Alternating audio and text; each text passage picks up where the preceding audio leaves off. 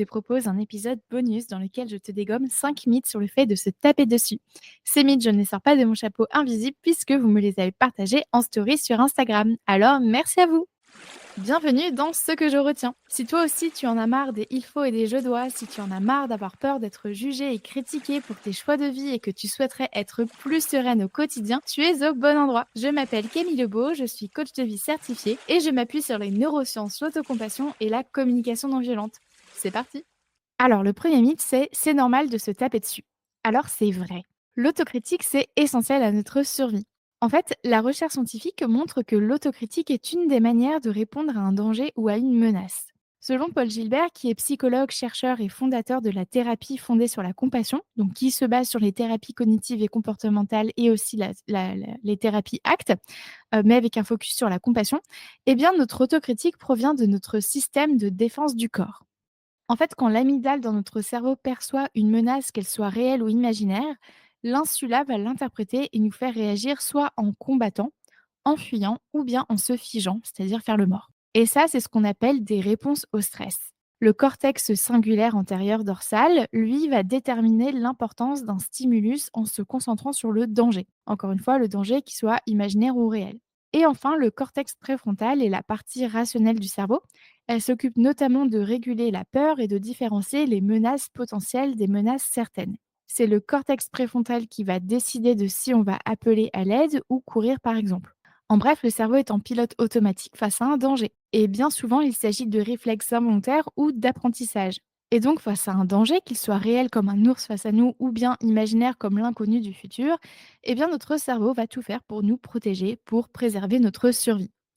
Et donc, ces réponses au stress, à savoir combattre, fuir ou se figer, ça marche très bien face aux menaces physiques, comme lorsqu'on traverse la route et qu'une voiture ne ralentit pas, ou lorsqu'on est face à un feu, par exemple. Sauf que l'espèce humaine s'est adaptée à son environnement et a commencé à peu à le maîtriser. Ce qui veut dire que les principales menaces auxquelles on est exposé de nos jours ne sont plus des menaces physiques, mais des menaces liées à notre propre image, c'est-à-dire à l'image que l'on renvoie à soi et à l'autre. Si bien que notre cerveau se dit que si le danger ne vient pas de l'extérieur, puisque la menace n'est pas palpable, alors c'est que le danger vient de nous-mêmes. Et donc la réponse au stress dans ce cas-là, c'est l'autocritique. Autrement dit, si on est dans une situation dangereuse pour notre survie, là où on aurait combattu, eh bien, face à la peur d'être jugé ou de passer pour une nana trop ou pas assez quelque chose, alors on va s'autocritiquer. Notre autocritique lui permet donc de nourrir notre besoin d'appartenance, puisque si l'image que je renvoie est positive, alors j'ai moins de risques d'être rejeté du groupe. Et ça, c'est fondamental, car tu le sais si tu écoutes régulièrement le podcast, en tant qu'être humain, notre survie est en péril lorsqu'on se retrouve isolé de nos pairs. Et donc, on voit bien qu'on ne se tape pas dessus gratuitement ni pour le plaisir, mais bel et bien pour se défendre face à des dangers réels ou imaginaires. Et par danger réel, j'entends on m'a dit que j'étais égoïste et par danger, imaginaire, ça peut être par exemple, on pourrait penser que je suis égoïste. L'autocritique a pour but principal de nous protéger et de nous garder en sécurité et bien souvent, on l'a hérité de notre entourage. Le deuxième mythe, c'est «mon autocritique me rend plus forte». Eh bien, c'est faux. Si l'autocritique est nécessaire à notre survie, il nuit aussi à notre bien-être émotionnel et physique. En effet, en se tapant dessus à longueur de journée, en se rabaissant, en se disant qu'on est nul, qu'on n'est pas assez ou trop, qu'on n'y arrivera jamais, eh bien ça fait qu'on se sent menacé à chaque instant. On est à la fois l'harceleur et l'harcelé. Et tout ça, ça ne fait qu'accroître notre stress, ce qui peut se transformer en stress chronique. Et ça, ça a des conséquences dramatiques puisque ça amène de l'anxiété et notamment la dépression. Donc non, l'autocritique ne nous rend pas plus fortes et bien au contraire. Le troisième mythe, c'est je n'ai pas d'autre choix que de subir mon autocritique. Eh bien, c'est faux. On vient de voir, hein, l'autocritique, ça amène, du stress, hein, ça fait qu'on se sent menacé en permanence et finalement, le stress peut amener du stress chronique qui peut amener à de l'anxiété et de la dépression. Eh bien, heureusement qu'on n'est pas obligé de le subir. La recherche scientifique a démontré qu'il est possible de diminuer son autocritique grâce aux touchés apaisants et aux vocalisations douces. Alors, à travers le podcast et mes ateliers, tu le sais, je te parle régulièrement des touchés apaisants. Ils sont reconnus scientifiquement pour amener un sentiment de sécurité chez les mammifères. Alors, peut-être que là, tu te demandes comment est-ce qu'on pratique un toucher apaisant. Eh bien, il s'agit de poser une main ou 2 sur certaines parties de ton corps afin d'activer le système de soins et de se sentir en sécurité et réconforté. C'est pour ça qu'en atelier et en coaching, je t'aide à trouver tes touchés apaisants, ceux qui fonctionnent le mieux pour toi. Et donc, pour contrebalancer le stress généré par le système de défense contre la menace, les touchés apaisants sont nécessaires, mais aussi les vocalisations douces. Autrement dit, l'intonation avec laquelle on se parle peut soit nourrir notre autocritique, soit l'apaiser et l'adoucir. Et c'est ce qu'on appelle la bienveillance envers soi. C'est le fait de se soutenir, s'encourager et se protéger. La bienveillance envers soi, c'est l'un des 3 piliers de l'autocompassion. Et l'autocompassion, c'est le fait de se traiter comme on traiterait une personne qu'on aime et qui vit une expérience difficile ou douloureuse.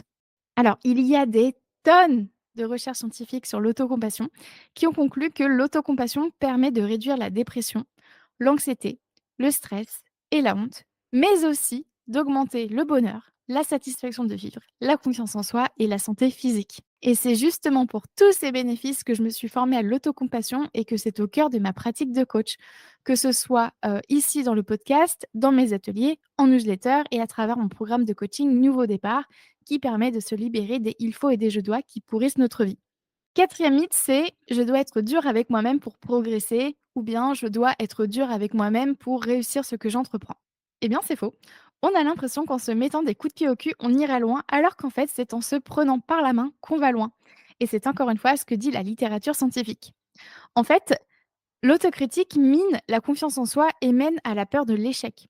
On avance, certes, mais sous la menace, si bien qu'à un moment donné, on ralentit le rythme, on procrastine et on finit par abandonner. En étant dur avec soi, on progresse non pas par enthousiasme et motivation, mais à coup de menaces et de peur. On ne se sent pas en sécurité pour avancer, ni même pour s'arrêter, puisque quoi qu'on fasse, ce ne sera pas assez. Ce n'est pas du tout tenable sur la durée, je pense que tu en conviens. Or, l'autocompassion permet d'atteindre ses objectifs car on se soucie de soi-même et parce qu'on veut finalement atteindre notre plein potentiel. C'est pour ça que l'autocompassion est source d'une motivation sans fond. Il a d'ailleurs été démontré que les personnes autocompatissantes ont des exigences personnelles élevées, qu'elles ne s'en veulent pas quand elles échouent puisque la peur de l'échec ne les paralyse pas. Elles sont donc plus susceptibles de réessayer et de persévérer dans leurs efforts malgré avoir échoué. L'autocompassion permet donc de cultiver sa résilience. Et le cinquième mythe, c'est je dois être dur avec moi-même, sinon les autres le seront. Eh bien, c'est faux. Cette croyance revient tellement souvent chez mes clientes et je sais ô combien elle est douloureuse puisque je l'ai moi-même crue pendant des années. Alors, ce sont 3 biais cognitifs qui sont responsables de cette croyance, notamment. Ai-je encore besoin de te rappeler ce que sont les biais cognitifs? Je sais que je t'en parle dans chaque épisode du podcast. Pour rappel, avoir un biais cognitif, c'est ni bien ni mal car c'est un raccourci de pensée que fait notre cerveau afin de nous maintenir en vie. Donc tout le monde en a plusieurs et c'est grâce aux divers biais cognitifs que l'espèce humaine a pu évoluer et perdurer. Tiens, voici un raccourci de pensée, hein, donc un biais cognitif. Le feu, c'est dangereux. Alors, c'est utile de penser ça car effectivement, si je n'ai pas peur du feu, je peux m'en approcher et mourir, mais c'est aussi très réducteur car le feu, c'est aussi utile puisque ça nous réchauffe et puis aujourd'hui, bah, finalement, l'être humain maîtrise le feu. Donc, tu vois, un biais cognitif, c'est un raccourci erroné de pensée, ce n'est pas la vérité. Et donc, si j'en reviens aux 3 biais cognitifs qui nous font croire qu'on doit être dur avec soi-même, sinon les autres le seront avec nous, eh bien, ça s'explique par le biais de pessimisme, qui est donc la tendance à croire que le pire scénario va se produire, l'appel à la probabilité, donc c'est-à-dire qu'on pense que puisque quelque chose pourrait se produire, alors c'est sûr que ça va se produire, et la prédiction affective, qui est la tendance à croire qu'on sait ce que l'autre ressentira. Sauf que rien ne garantit qu'on sera dur avec toi, rien ne garantit que tu seras jugé, et rien ne garantit qu'on pensera du mal de toi. Et on ne peut pas le garantir car on n'a pas le contrôle sur ce que l'autre dira, fera et ressentira. On n'a pas le contrôle sur le futur non plus. Mais ça, notre cerveau s'en fiche puisque l'inconnu lui fait peur. Vois-tu, s'il n'anticipe pas le futur avec les menaces potentielles, il ne peut pas se préparer à se défendre. Et donc il se dit, quitte à ce qu'on soit dur avec moi, autant que ça vienne de moi. Et là, je pense que tu vois les limites de ce raisonnement, ça n'a ni queue ni tête. Ce n'est pas logique. On part du principe que puisqu'il est possible que l'autre nous juge, alors autant se juger soi-même maintenant, comme ça c'est fait. Et justement, je ne te jette pas la pierre, ma chère, puisque j'ai le même cerveau que toi, un cerveau humain. Donc voilà, puisqu'il est optionnel que l'autre soit dur avec toi, ça ne sert à rien d'être fataliste et d'être dur avec toi. Tu ne te rends pas la vie agréable en rendant obligatoire ce qui est facultatif. Et donc pour conclure cet épisode, je t'invite également à écouter les épisodes complémentaires suivants. le 37 sur le biais de pessimisme et l'appel à la probabilité, le 76 sur les 4 mythes sur les besoins, le 77 sur les 3 mythes sur le perfectionnisme, le 91 sur comment définir des objectifs kiffants et réalistes et le 95 sur la prédiction affective. Et voilà pour aujourd'hui. Et toi, que retiens-tu de cet épisode? Merci à toi d'avoir écouté cet épisode jusqu'au bout. Pour consulter mes sources ou bien lire cet épisode, sache que sa retranscription est disponible dans les notes du podcast.